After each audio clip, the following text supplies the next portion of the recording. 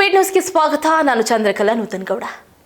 ರಮೇಶ್ ಜಾರಕಿಹೊಳಿ ಜೊತೆ ಇದ್ದ ಸಿಡಿ ಲೇಡಿಯ ಹೊಸ ಬಿಸ್ನೆಸ್ ಹೇಗಿದೆ ಗೊತ್ತಾ?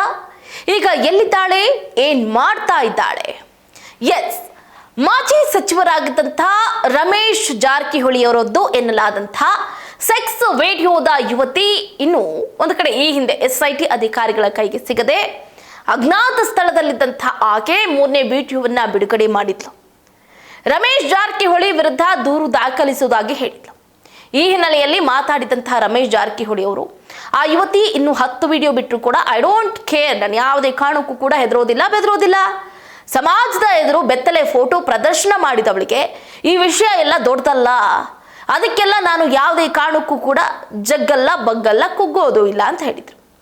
ಇನ್ನು ತಾನೇ ಖುದ್ದಾಗಿ ರಮೇಶ್ ಜಾರಕಿಹೊಳಿ ಅವರ ವಿರುದ್ಧ ದೂರು ಬರಿತಾ ಇರುವಂತಹ ಫೋಟೋಸ್ಗಳನ್ನು ಕೂಡ ಸಿಡಿ ಪ್ರಕರಣದ ಸಂತ್ರಸ್ತ ಯುವತಿ ಹಂಚಿಕೊಂಡಿದ್ಲು. ಈ ಹಿನ್ನೆಲೆಯಲ್ಲಿ ಆಕ್ರೋಶ ಹೊರಹಾಕಿದ್ದಂತಹ ರಮೇಶ್ ಜಾರಕಿಹೊಳಿ ಆಕೆ ದೂರು ನೀಡಿದ್ರೆ ಇಷ್ಟು ದಿನ ಏನ್ ಮಾಡ್ತಾ ಇದ್ಲು? ತನ್ನ ಬೆತ್ತಲೆ ಪ್ರದರ್ಶನ ಮಾಡಿದವಳಿಗೆ ಇದೇನು ಸ್ವಲ್ಪ ನಾಚಿಕೆಗೇಡಿನ ಕೆಲಸ ಅಲ್ವೇ ಅಲ್ಲ, ಅವ್ರು ಏನ್ ಬೇಕಾದ್ರೂ ಮಾಡ್ತಾರೆ. ಅವಳ ವಕೀಲರ ಮೂಲಕ ಅವಳು ದೂರನ್ನ ನೀಡಲಿ, ನಮಗೂ ವಕೀಲರಿದ್ದಾರೆ, ಅವರ ಭೇಟಿಗೆ ತೆರಳ್ತೀನಿ, ಆದರೆ ಯಾವುದೇ ಕಾರಣಕ್ಕೂ ನಾನು ಜಾಮೀನನ್ನ ಪಡೆಯೋದಿಲ್ಲ, ನಾನೀಗ ವಕೀಲರನ್ನ ಭೇಟಿ ಆಗೋದಕ್ಕೆ ಹೊರಟಿದ್ದೀನಿ, ನಾನು ಯಾಕೆ ಹೆದರ್ಕೊಳ್ಳಿ ಅಂತ ಈ ಹಿಂದೆ ಹೇಳಿಕೆಯನ್ನು ಕೊಟ್ಟಿದ್ರು. ಹೌದು, ಕರ್ನಾಟಕ ರಾಜಕೀಯದಲ್ಲಿ 2021ರ ಮಾರ್ಚ್ ತಿಂಗಳಲ್ಲಿ ಒಂದು ಬಾಂಬ್ ಸಿಡಿಯುತ್ತೆ. ಆಗಿನ ಜಲಸಂಪನ್ಮೂಲ ಸಚಿವರಾಗಿದ್ದಂತಹ ರಮೇಶ್ ಜಾರಕಿಹೊಳಿ ಅವರದ್ದು ಎನ್ನಲಾದಂತಹ ಒಂದು ಖಾಸಗಿ ವಿಡಿಯೋ ಬಹಿರಂಗ ಆಗುತ್ತೆ.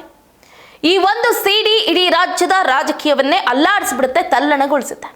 ಸಚಿವ ಸ್ಥಾನಕ್ಕೆ ರಾಜೀನಾಮೆ, SIT ತನಿಖೆ, ಕೋರ್ಟ್ ಕೇಸ್, ಏನೇನೋ ಆಗೋಯ್ತು. ಆ ಸಿಡಿಯಲ್ಲಿದ್ದಂಥ ಯುವತಿ ಯಾರು, ಇದು ನಿಜಾನ ಸುಳ್ಳ, ಇದರ ಹಿಂದೆ ಇದ್ದದ್ದು ಯಾರು, 3 ವರ್ಷಗಳ ನಂತರ ಈಗ ಈ ಕೇಸ್ ಏನಾಯ್ತು ಅನ್ನುವಂತಹ ಪ್ರಶ್ನೆ ಉದ್ಭವ ಆಗ್ತಾ ಇದೆ. ಬನ್ನಿ ಹಾಗಾದ್ರೆ ಇವತ್ತಿನ ವಿಡಿಯೋದಲ್ಲಿ ಸಂಪೂರ್ಣ ಸತ್ಯವನ್ನ ತಿಳಿತಾ ಹೋಗೋಣ. ಕೇಸ್ ಹೇಗೆ ಶುರುವಾಯಿತು ನೋಡಿ. ಅವತ್ತು ಮಾರ್ಚ್ 2, 2021 ಸಾಮಾಜಿಕ ಕಾರ್ಯಕರ್ತ ದಿನೇಶ್ ಕಲ್ಲಹಳ್ಳಿ ಅವರು ಪೊಲೀಸ್ ಆಯುಕ್ತರಿಗೆ ದೂರನ್ನ ಕೊಡ್ತಾರೆ.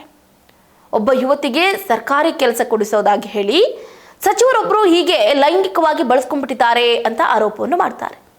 ಜೊತೆಗೆ ಒಂದು ಸಿಡಿ ಕೂಡ ಬಿಡುಗಡೆ ಮಾಡಿಬಿಡ್ತಾರೆ. ಆ ಸಿಡಿಯಲ್ಲಿ ಇದ್ದದ್ದೇ ಇನ್ಯಾರು ಅಲ್ಲ, ಬೆಳಗಾವಿಯ ಸಾಹುಕಾರ್ ರಮೇಶ್ ಜಾರಕಿಹೊಳಿ ಅವರಂತೆ ಕಾಣುವ ವ್ಯಕ್ತಿ ಮತ್ತು ಒಬ್ಬ ಯುವತಿ ಇರ್ತಾರೆ. ಈ ಸುದ್ದಿ ಹೊರ ಬರ್ತಿದ್ದಂತೆ ರಾಜ್ಯದಲ್ಲಿ ಸಂಚಲನವೇ ಸೃಷ್ಟಿಯಾಯಿತು. ಎವ್ರಿ ಮೀಡಿಯಾ, ಎಲ್ಲರ ಫೋನ್ಗಳಲ್ಲಿ, ಎಲ್ಲರ ಪೆನ್ ಡ್ರೈವ್ಗಳಲ್ಲಿ, ಎಲ್ಲರ ಟಿವಿಗಳಲ್ಲಿ ಬರೀ ಇದೆ ಸಿಡಿ. ವಿರೋಧ ಪಕ್ಷಗಳು ಪ್ರತಿಭಟನೆಗೆ ಇಳಿದುಬಿಡುತ್ತೆ, ಒತ್ತಡ ಹೆಚ್ಚಾಗುತ್ತೆ. ಪ್ರಭಾವಿ ನಾಯಕ, ಪ್ರಭಾವಿ ಸಚಿವ ಈ ರೀತಿ ಒಬ್ಬ ಹೆಣ್ಣುಮಗಳ ಜೊತೆಯಲ್ಲಿ ಬೆತ್ತಲೆಯಾಗಿ ಮಲಗಿರುವಂತಹ ವಿಡಿಯೋ ದೊಡ್ಡ ಮಟ್ಟದಲ್ಲಿ ಸೌಂಡ್ ಮಾಡುತ್ತೆ. ಅಷ್ಟೇ ಅಲ್ಲದೆ ರಮೇಶ್ ಜಾರಕಿಹೊಳಿ ಅವರು ತಮ್ಮ ಸಚಿವ ಸ್ಥಾನಕ್ಕೆ ರಾಜೀನಾಮೆಯನ್ನು ಕೊಡಲೇಬೇಕಾಗುತ್ತೆ. ಆದರೆ ಅವರು ಹೇಳಿದ್ದು ಹೀಗೆ ನೋಡಿ, ಈ ಸಿಡಿ ನಕಲಿ, ಇದು ನನ್ನ ವಿರುದ್ಧದ ಷಡ್ಯಂತ್ರ, ನಾನು ಯಾವುದೇ ತಪ್ಪು ಮಾಡಿಲ್ಲ, ಸತ್ಯ ಹೊರಬರೋದಕ್ಕೆ ನಾನು ರಾಜೀನಾಮೆಯನ್ನು ಕೊಡ್ತಾ ಇದ್ದೀನಿ ಅಂತ ಹೇಳ್ತಾರೆ. SIT ತನಿಖೆ ಮತ್ತೆ ಟ್ವಿಸ್ಟ್. ಸರ್ಕಾರ ತಕ್ಷಣ SIT ಅಂದ್ರೆ ವಿಶೇಷ ತನಿಖಾ ತಂಡವನ್ನ ರಚನೆ ಮಾಡುತ್ತೆ. ಆದ್ರೆ ಇಲ್ಲೇ ದೊಡ್ಡ ಟ್ವಿಸ್ಟ್ ಸಿಕ್ಕುತ್ತೆ. ದೂರು ನೀಡಿದಂತಹ ದಿನೇಶ್ ಕಲ್ಲಹಳ್ಳಿ ಅವರೇ, ನಂತರ ನನಗೆ ಈ ಬಗ್ಗೆ ಸಂಪೂರ್ಣ ಮಾಹಿತಿ ಇಲ್ಲ, ಯುವತಿಯ ಕುಟುಂಬದ ಒತ್ತಡಕ್ಕೆ ನಾನು ದೂರನ್ನ ಕೊಟ್ಟೆ ಅಂತ ಹೇಳಿಕೆಯನ್ನು ಕೊಟ್ಟು ದೂರನ್ನ ವಾಪಸ್ ಪಡ್ಕೊಂಡ್ಬಿಡ್ತಾರೆ. ಮತ್ತೊಂದು ಕಡೆ ಆ ಯುವತಿ ತನಗೆ ನ್ಯಾಯ ಬೇಕು ಅಂತ ಕೋರ್ಟ್ ಮೆಟ್ಟಿಲಿರ್ತಾಳೆ. ತನ್ನ ಜೀವಕ್ಕೆ ಅಪಾಯ ಇದೆ ಅಂತ ಹೇಳಿ ರಕ್ಷಣೆ ಕೇಳ್ತಾಳೆ. SIT ತನಿಖೆ ಹಲವು ತಿಂಗಳು ನಡೆಯುತ್ತೆ. ಸಿಡಿಯಲ್ಲಿರುವಂತಹ ವ್ಯಕ್ತಿ ನಿಜವಾಗಿಯೂ ಜಾರಕಿಹೊಳಿನ ಅಥವಾ ಬೇರೆ ಯಾರಾದ್ರ ಇದ್ದಾರಾ, ಸಿಡಿ ಎಡಿಟ್ ಮಾಡಲಾಗಿದೆಯೇ ಅಂತ ಫೋರೆನ್ಸ್ಗೆ ಅಂದ್ರೆ ಲ್ಯಾಬ್ಗೆ ಕಳಿಸ್ತಾರೆ. ಹಾಗಿನ ಸತ್ಯ ಏನು ಹಾಗಾದ್ರೆ ನೋಡಿ, 3 ವರ್ಷಗಳ ತನಿಖೆ ನಂತರ SIT ಒಂದು ಮಹತ್ವದ ವರದಿಯನ್ನು ಕೊಡುತ್ತೆ. SIT ಪ್ರಕಾರ ಸಿಡಿಯಲ್ಲಿ ಸಾಕಷ್ಟು ಅನುಮಾನಗಳಿದೆ ಮತ್ತು ಸಂತ್ರಸ್ತೆ ಎಂದು ಹೇಳಲಾದಂತಹ ಯುವತಿಯ ಹೇಳಿಕೆಯಲ್ಲಿ ಸ್ಥಿರತೆ ಇಲ್ಲ ಅಂತ ಹೇಳಲಾಗುತ್ತೆ. ಕೆಲವು ವರದಿಗಳ ಪ್ರಕಾರ ಈ ಪ್ರಕರಣದಲ್ಲಿ ರಾಜಕೀಯ ಷಡ್ಯಂತ್ರ ವಾಸನೆ ಇದೆ ಅಂತ ಹೇಳಲಾಗುತ್ತೆ. ಇದರ ನಂತರ ರಮೇಶ್ ಜಾರಕಿಹೊಳಿ ಅವರು ಮತ್ತೆ ರಾಜಕೀಯದಲ್ಲಿ ಸಕ್ರಿಯರಾಗ್ತಾರೆ. 2023ರ ಚುನಾವಣೆಯಲ್ಲಿ ಅವರು ಗೋಕಾಕ್ನಿಂದ ಗೆದ್ದು ಶಾಸಕರಾಗ್ತಾರೆ. ಆ ಯುವತಿ ಈಗ ಎಲ್ಲಿದ್ದಾಳೆ ಅಂತ ಯಾರಿಗೂ ಕೂಡ ನಿಖರವಾಗಿ ಗೊತ್ತಿಲ್ಲ. ಕೆಲವು ವರದಿಗಳ ಪ್ರಕಾರ ಆಕೆ ತನ್ನ ಕುಟುಂಬದೊಂದಿಗೆ ಬೇರೆ ರಾಜ್ಯದಲ್ಲಿ ವಾಸವಾಗಿದ್ದಾಳೆ. ಆದರೆ ಒಂದು ಪ್ರಶ್ನೆ ಇದು ಇವತ್ತಿಗೂ ಕೂಡ ಉಳಿದಿದೆ. ಆ ಸಿಡಿ ನಿಜಾನ ನಕಲಿನ, ಅದರ ಹಿಂದೆ ಇದ್ದಂತಹ ಮಾಸ್ಟರ್ ಮೈಂಡ್ ಯಾರು? ಇದಿವತ್ತಿಗೂ ಕೂಡ ಕರ್ನಾಟಕ ರಾಜಕೀಯದ ದೊಡ್ಡ ನಿಗೂಢ ಪ್ರಶ್ನೆಯಾಗಿಯೇ ಉಳಿದಿದ್ದು, ಕೊನೆಯದಾಗಿ ಈ ಪ್ರಕರಣ ನಮಗೆ ಒಂದು ಪಾಠವನ್ನ ಕಲಿಸುತ್ತೆ. ರಾಜಕೀಯದಲ್ಲಿ ಯಾವಾಗ ಏನಾಗುತ್ತೆ ಅಂತ ಹೇಳೋದಕ್ಕೆ ಸಾಧ್ಯನೇ ಇಲ್ಲ. ಇದರಿಂದ ಮನನೊಂದಂತಹ ಯುವತಿಗೆ ಒಂದಷ್ಟು ಹಣ ಕೂಡ ಬಿಡುಗಡೆಯಾಗುತ್ತೆ.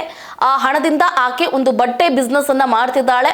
ಅಷ್ಟೇ ಅಲ್ಲದೆ ತಿಂಗಳಿಗೆ ಆಕೆಗೆ ಅಂದ್ರೆ ಏನು ಒಂದು 60,000 to 70,000 ರೂಪಾಯಿವರೆಗೂ ಕೂಡ ಆದಾಯ ಬರ್ತಾ ಇದೆ. ಕುಟುಂಬವನ್ನ ಚೆನ್ನಾಗಿ ನಡೆಸ್ಕೊಂಡು ಹೋಗ್ತಿದ್ದಾಳೆ ಅನ್ನುವಂಥ ಮಾಹಿತಿ ಕೂಡ ಲಭ್ಯ ಆಗ್ತಾ ಇರುವಂಥದ್ದು. ಈಗಾಗಲೇ ಏನು ಚಿನ್ನು ಅಂತ ಕರ್ಸ್ಕೊಂತಿದ್ದಂತಹ ಯುವತಿ ಸದ್ಯಕ್ಕೆ ಕರ್ನಾಟಕವನ್ನ ತೊರೆದು ಬೇರೆ ರಾಜ್ಯದಲ್ಲಿ ವಾಸವಾಗ್ತಾ ಇದ್ದು ತಿಂಗಳಿಗೆ 70,000 to 80,000 ರೂಪಾಯಿವರೆಗೂ ಕೂಡ ಆದಾಯ ದೊರೆತಾ ಇದೆ. ಬಟ್ಟೆ ಅಂಗಡಿ ವ್ಯಾಪಾರವನ್ನ ಮಾಡ್ತಿದ್ದಾರೆ ಅನ್ನುವಂಥ ಮಾಹಿತಿ ಕೂಡ ಲಭ್ಯ ಆಗ್ತಾ ಇದೆ. ವೀಕ್ಷಕರೇ, ಈ ವಿಷಯಕ್ಕೆ ಸಂಬಂಧಪಟ್ಟಂತೆ ನಿಮ್ಮ ಅನಿಸಿಕೆ ಅಭಿಪ್ರಾಯಗಳನ್ನು ಕೂಡ ನೀವು ಕಾಮೆಂಟ್ ಮೂಲಕ ತಿಳಿಸಬಹುದಾಗಿದೆ. ಇದಾಗಿತ್ತು ಇವರೆಗಿನ ಅಪ್ಡೇಟ್. ನೋಡ್ತಾ ಇರಿ ಸ್ಪೀಡ್ ನ್ಯೂಸ್. ಸದ್ಯ ನಿಮ್ಮದು, ವೇಗ ನಮ್ಮದು.